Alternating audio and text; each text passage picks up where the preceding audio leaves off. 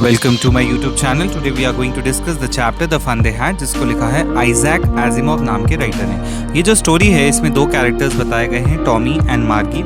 Tommy को एक real book मिलती है जो कि प्रिंटेड थी पेपर के ऊपर, जो कि उसको एटिक मतलब होता है घर की मंगची, जैसा पिक्चर में देख पा रहे होंगे, उस जगह पे मिलती है। और वो ये बुक मार्गी को दिखाता है जो कि उसकी कज़न है। वो लोग जब इस बुक को देखते हैं तो इस बुक को देख के उनको बहुत ज़्यादा आश्चर्य होता है, क्योंकि बुक काफ़ी पुरानी थी, उसके पेजेस एकदम येलो कलर के थे और एकदम से टूट रहे थे। जिस साल में वो लोग हैं, द ईयर इज़ 2157, मतलब आज से 100 साल आगे हैं वो लोग। और उस समय पे बुक्स एग्जिस्ट नहीं करती थी।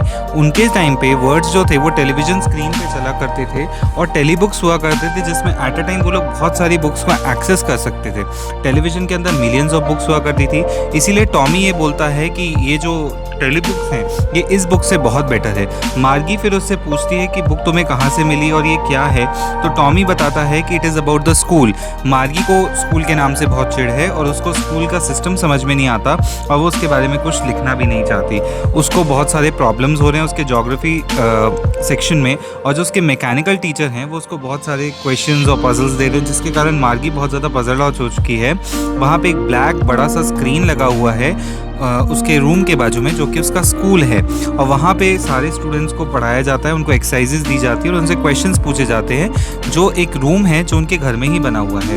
उसके जो मार्क्स हैं वो भी एट अ टाइम कैलकुलेट होकर उसके सामने आ जाते हैं।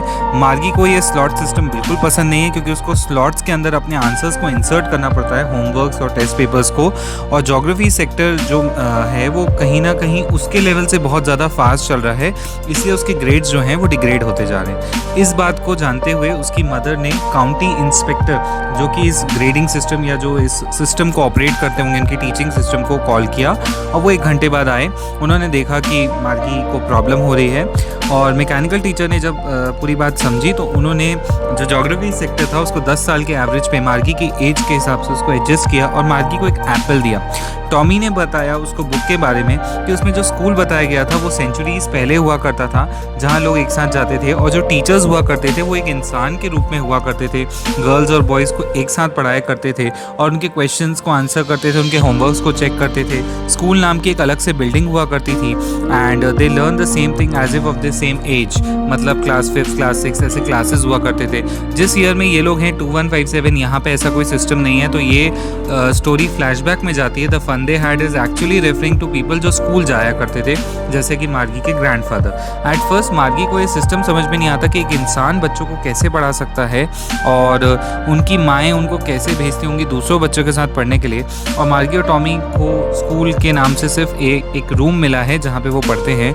मार्गी अपने स्कूल रूम में अपने घर में जाती है जहाँ मैकेनिकल टीचर खड़ा होता है और वहाँ पे उसको सारे लेसन रेगुलरली पुट अप करने पड़ते हैं। अगर इस चीज़ की मेन थीम की बात की जाए स्टोरी की, इट इज़ अबाउट एजुकेशन और आने वाले टाइम में एजुकेशन कैसा हो सकता है, शायद राइटर ने ये इमेजिन करके लिखा है। सोशल मैसेज या मैसेज की बात की जाए तो it shows the importance of developing social skills among students. हमारे स्कूल्स कोएड में क्यों होते हैं या बच्चे साथ में क्यों पढ़ते हैं, ताकि वो स्किल्स को डेवलप कर सकें, रिलीजन टेम्परामेंट डेवलप कर सकें, एक दूसरे के साथ एडजस्ट कर सकें। I hope my explanation was clear. Please do like share subscribe to channel for more updates. Thank you.